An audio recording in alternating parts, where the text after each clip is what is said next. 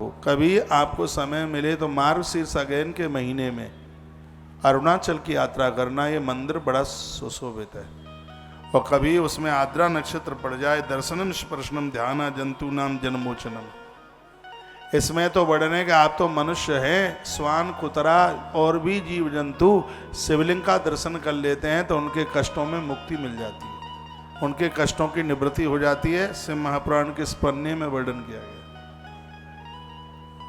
लिंग पुराण में तो बड़ी अद्भुत कथा आई है कि एक भगवान शंकर के मंदिर की गुम्मट के ऊपर में एक कबूतर बैठा हुआ था।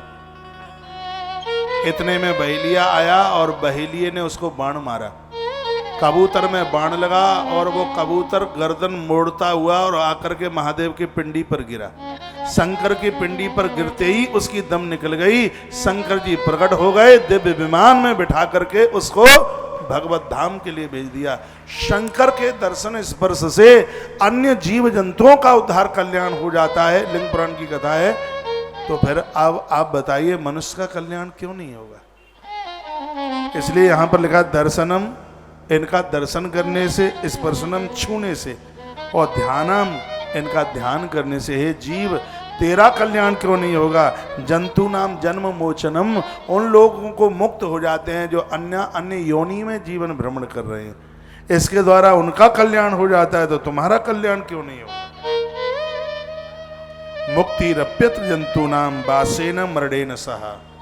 इंद्र को ब्रह्मा ने भी एक कथा सुनाई है कि भगवान शंकर की कृपा से, उनका बंधन पूजन करने से, शिवलिंग का पूजन करने से, दर्शन करने से व्यक्ति का जन्म और मरण दोनों सुधर जाते हैं। जन्म मरण सुधरने का मतलब है उसको जन्म लेने में भी कष्ट नहीं होता, उसको मरने में भी कष्ट नहीं होता।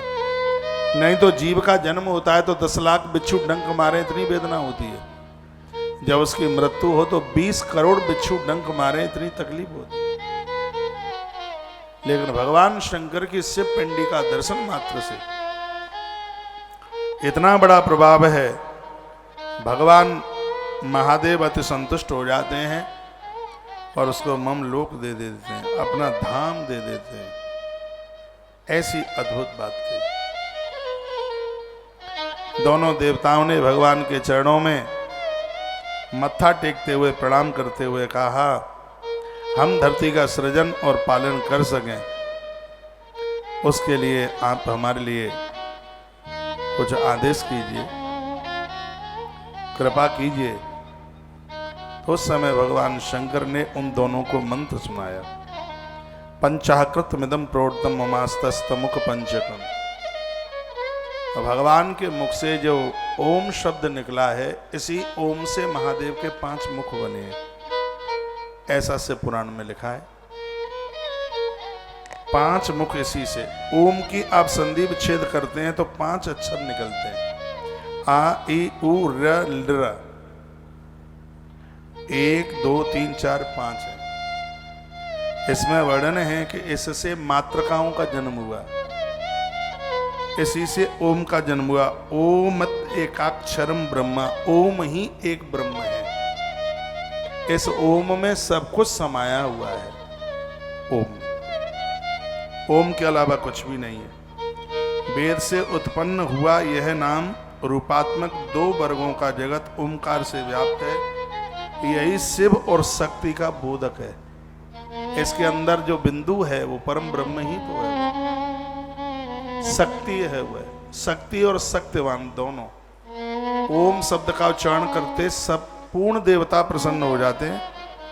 इसी ओमकार से पंचाक्षर मंत्र उत्पन्न हुआ है, नमः शिवाय। इसी ओम से पंचाक्षर स्पष्ट लिखा है, नमः शिवाय। इसी से प्रकट हुआ है। अकार, उकार, मकार, इसी से शिवाय शब्द, नमः शिवाय शब्द इसी से प्रकट हुआ। तो वर्णन किया है, इसी ओमकार से 4 मुख वाले ब्रह्मा जी प्रकट हुए हैं। ब्रह्मा जी से गायत्री प्रकट हुई है और गायत्री से वेद प्रकट हुए हैं, और उन वेदों से करोड़ों मंत्र प्रकट हुए हैं। और एक बात इसमें से पुराण में बहुत बड़ी बात कही है, जो मंत्र वेद में नहीं है वो मंत्र कभी किसी का कल्याण नहीं कर सकता। मंत्र वही प्रभावी है, इससे पुराण में वर्णन है, जिसका व्याख्यान वेद में है। वेद प्रमाणित अपौरुष है। वेद को किसी ने बनाया